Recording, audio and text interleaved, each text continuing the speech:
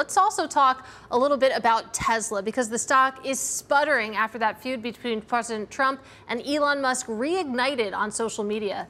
The president posted that the Tesla CEO gets more subsidies than any human being in history. That post came after Musk bashed Trump's spending bill, threatening to unseat any lawmakers who support that bill if it's the last thing he does on this earth. Joining us now with the latest is Bloomberg Tech co-host Ed Ludlow there. So this has been simmering for a while. You think back to the breakup, if you wanted to call it that, about a month ago. It was over these issues. Yeah, June 4th, 5th and 6th.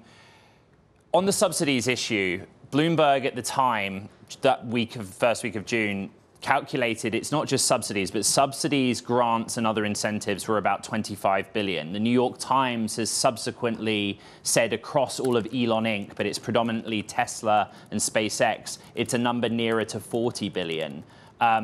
The main sort of point of tension here is that what we used to call the Trump trade in the context of Tesla, that was a boost to the stock prior to the election in November, and at points in the first half of the year where the president's commentary supported the idea that Musk's close alignment to the stock would support its broader objectives, is kind of reversed. The Trump trade is now very difficult for Tesla. But again, you know, it's a little bit of the president said, Musk said.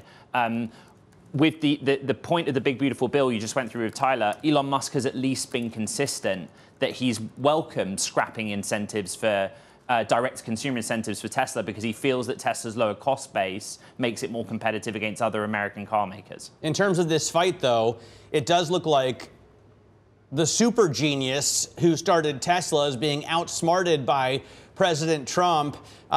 He caved in and pulled back his Epstein, which had to be his trump card, right? His Epstein accusations early, although his stock is still worth, $1 trillion. Yeah, there were essentially three claims from the president this morning outside of the White House, right? The first was he was asked a question by a journalist, would you look at deporting Elon Musk? And the president answered in the affirmative. I would point out that Musk has spoken in interviews over about a 20-year period, but it was also in the 2023 biography by Walter Isaacson that Musk is a U.S. citizen and claimed he took the oath of citizenship in 2002 in Los Angeles County. The president also said he would look at Doge and Doge turning back on Elon Musk and reviewing those federal contracts and subsidies we just discussed. But the kind of core thing here is ideological.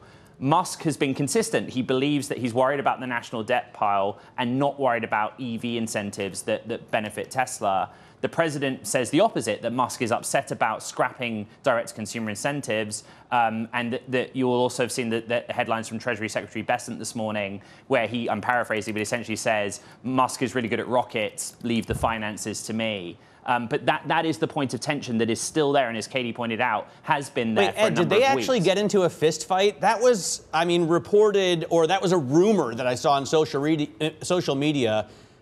Has your reporting uncovered any truth behind that claim? Well, my reporting has very clearly reflected that cabinet members had real problems, not just with Musk on an ideological basis, but just operationally within the wings of the White House, in that he had access to the president and advised him on X and XYZ, and then other cabinet members would have a point of difference with the president. What we did report, if you take the case study of Jared Isaacman and his nomination for NASA administrator being pulled, when Elon Musk left Doge, various White House officials, Sergio Gore is one of the ones we named, that were very anti-Elon, basically moved quickly to say Jared Isaacman is a close ally and confidant of Elon Musk, a historic business partner of his. We don't want him to run NASA, so they moved to convince the president, based on his historic Democratic affiliations, that he should pull the nomination. There are other examples about that. I get that in that example, Sergio Gore is not...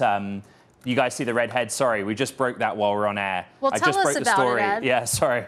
There's a lot going on this morning. Sources tell us, my colleagues and I, that what has happened in the last 7 days is Musk has gone back into Tesla, and after Omid Afshar was essentially fired, Musk is now overseeing sales. So all of this sales apparatus that had reported into Omid, Elon now has direct oversight. And what sources tell us is the reason that's important is we obviously get sales data this week. Globally, I think it will come in the next couple of days. But Europe's particularly troublesome right now. Elon Musk is now directly overseeing sales responsibility for the United States or North America and Europe. And what I'm also hearing from sources, and my colleagues have reported with me, is that Tom Zhu, who runs the Asia business out of Shanghai, now will oversee global manufacturing operations. So this is kind of idiosyncratic to Tesla and what's going on inside, but it's happening. And you know, the Tesla investors will know these names and try and work out who's steering the ship.